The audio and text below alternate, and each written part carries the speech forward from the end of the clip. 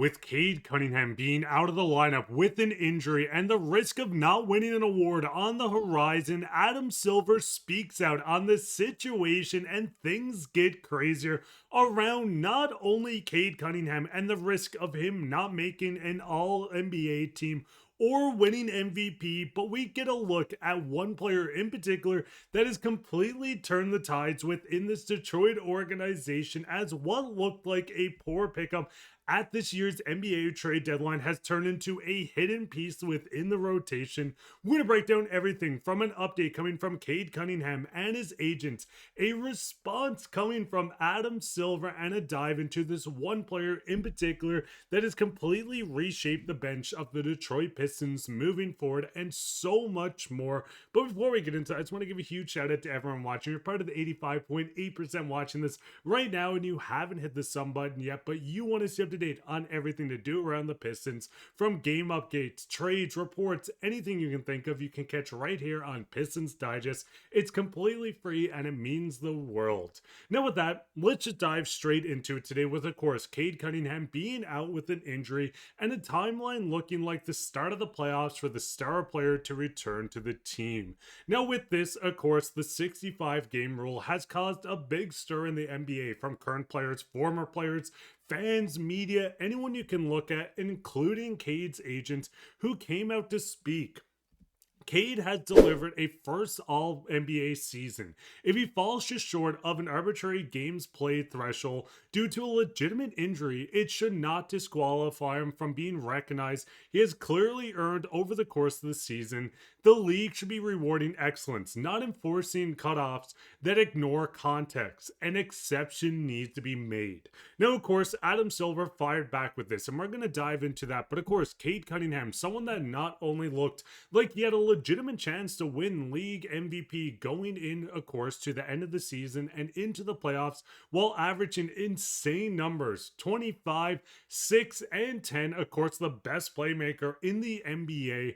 What we're seeing out of Cade Cunningham is not only dominance on the offensive end, but a defensive responsible guard that has completely changed this Pistons team in positive ways on every impact possible. We can see, of course, the pie being at 98th percentile, net rating 95th, offensive and defensive rating both in the 80 and 95th percentile. What we're seeing out of Cade Cunningham is pure dominance on the basketball court, something that no one can replicate within this team, showing not only does he deserve to possibly win MVP, but going in on an All-NBA first team, Cade Cunningham deserves the respect of what he's brought to this Pistons organization, which has completely flipped around from going from the laughing stock of the league to the top of the Eastern Conference. What Cade has done needs to be looked at, and it's not even coming from just a fan standpoint. Kevin Duren came out to say Cade Cunningham and Jalen Brown are having better seasons than Luka Doncic and deserve to be on the first team. We see from everyone, the media, the fan base, Cade's agent, Cade himself. Everyone knows that Cade Cunningham is deserving to be on this All-NBA team. Now, if he doesn't make it, does that hurt him going into the playoffs? No, he'll probably have a vengeance. But at the end of the day, Adam Silver spoke out and spoke on the situation to go in to say, I'm not ready to say it's not working. It is working. I'm not ready to say, because there is a sense of unfairness for one player that the rule doesn't work. Now, this was Adam Silver. He spoke on quite a bit, the anti-tanking, everything in between, but him calling out the one player in particular, it's quite obvious who he's talking about, and that is Cade Cunningham. And I feel like this is the situation. I want you guys to put your opinions down below as well. Do you like the NBA 65 game rule, where you need to play the 65 plus games to go out to win the awards, make an all defensive team, an all NBA team? Or do you think there should be some clauses put in this? Cade Cunningham, who's out with the collapsed lung, of course, physically cannot get on the court. This is not the sense of resting a star going into the end of the season, because Cade Cunningham does not rest. I think it's ridiculous that, of course, the 65 game, yes, there's a lot of senses when you're looking at guys, Joel Embiid, cough, people that sit quite a bit. But when looking at this and Cade Cunningham, of course, the season he's having, it feels disrespectful for the young star, the new face of the NBA, as we continue to transition into this new era of Detroit basketball. That's incredible to witness, by the way. But this is a guy that is deserving to make it. And I mean, with the fact of this, Cade Cunningham is starting to come back. We've seen from Shams coming out that Cade is in his recovery phase. Detroit expect to have an update timeline for the next in 1 to 2 weeks. And I mean, even looking at this, just days ago, we seen Cade at the practice facility, post shoot around, working with the trainers. He's working his way back. And my biggest fear is that Cade Cunningham comes back too fast and rushes, though I know the medical staff is not going to let this happen. But with Cade Cunningham and this award, I want your guys' thoughts on everything around Cade Cunningham. Of course, getting him back 100% for game 1 of the playoffs is the main focus, though a lot of these Pistons are playing good. But what is your thoughts on this moving forward? What is your thoughts on the Pistons team? Because I'm going to dive straight into the fact of we're seeing a new emergence within this team.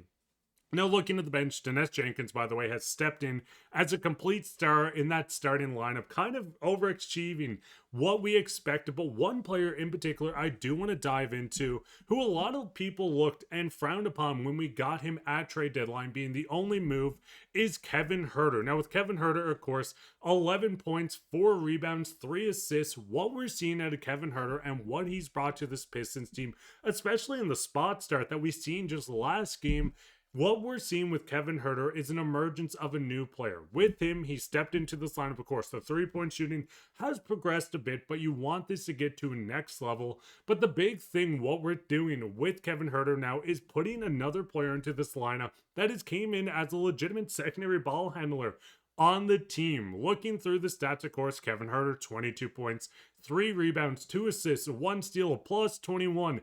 4 for 7 from 3. It's starting to go uphill, of course, once we've seen Dennis Jenkins and Jalen Duren.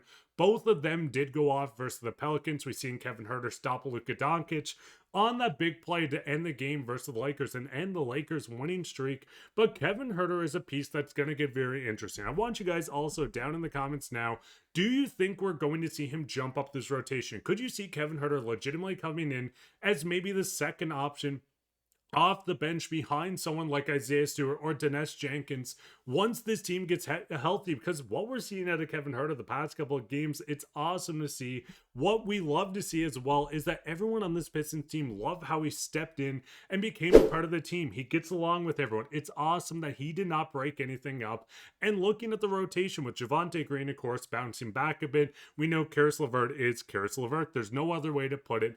I think Kevin Huerter could legitimately come off as that 7th man coming off the bench that can really step in those minutes. If he hits his threes, he'll be a crucial part. But I think even just having him as that guy to play next to Dennis Jenkins, a guy that can step through and take the ball over if Jenkins is struggling or vice versa. I'm excited to see how the Pistons continue to progress going into the playoffs. But let me know your thoughts on everything to do around the Pistons down in the comments, because I love reading through them.